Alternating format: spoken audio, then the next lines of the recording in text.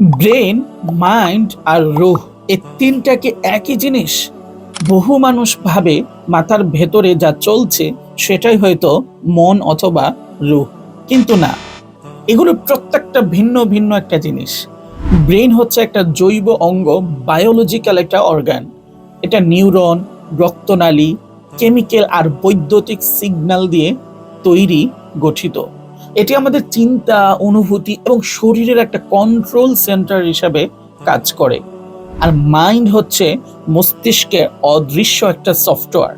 বিজ্ঞান বলে আমরা ব্রেনের ভেতরে যা অনুভব করি, কল্পনা, চিন্তা, স্বপ্ন, অভিমান এবং সিদ্ধান্ত, এই সবগুলোই হচ্ছে আমাদের মাইন্ডের একটা কার্যকলাপ। মন দেখা যায় না, স্পর্শ করা যায় না, কিন্তু এটা আপনার চিন্তার চালক।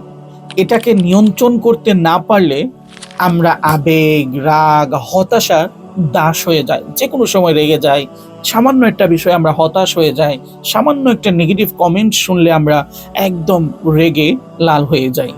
মাইন্ড আমাদের চিন্তার ধরন তৈরি করে, আর সেটা আবার আমাদের আচরণটাকেও নিয়ন্ত্রণ করে।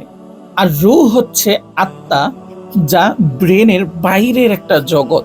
পবিত্র কোরআনে আল্লাহ তাআলা বলেছেন, ওয়ায়াসআলুনাকা আনির রূহ কুলির রূহু মিন আমরি রব্বি, অর্থাৎ তারা তোমার কাছে আত্মা সম্বন্ধে জিজ্ঞেস করে, তাদেরকে বলে দাও, রূহ আমার প্রভুর একটা নির্দেশ মাত্র। হাদিসে বলা হয়েছে, মৃত্যু হলে রূহ শরীর থেকে বের হয়ে যায়, কিন্তু মস্তিষ্ক এবং মন দেহেই থেকে যায়। রূহকে বৈজ্ঞানিকভাবে পরিমাপ করা যায় না। এটা হচ্ছে আল্লাহ তাআলার পক্ষ থেকে দেওয়া একটা শক্তি, যা মানুষকে কেবল জীবিতই রাখে না, বরং তাকে নৈতিকতা, তাকওয়া আর তাকে আলোকিত চিন্তার উৎস হিসাবে কাজ করে। মুসলিম হিসাবে আমাদের উন্নয়ন এই তিনটা স্তরেই হতে হয়: ব্রেইনের দক্ষতা, মনের পরিশুদ্ধি এবং আত্মার একটা সংযোগ। যদি আপনি শুধু বুদ্ধিমত্তা বাড়ান কিন্তু মনটা নিয়ন্ত্রণ না করেন, তখন আপনি হয়তোবা প্রযুক্তিগতভাবে উন্নত হবেন, কিন্তু নৈতিকভাবে আপনি দুর্বল হয়ে পড়বেন।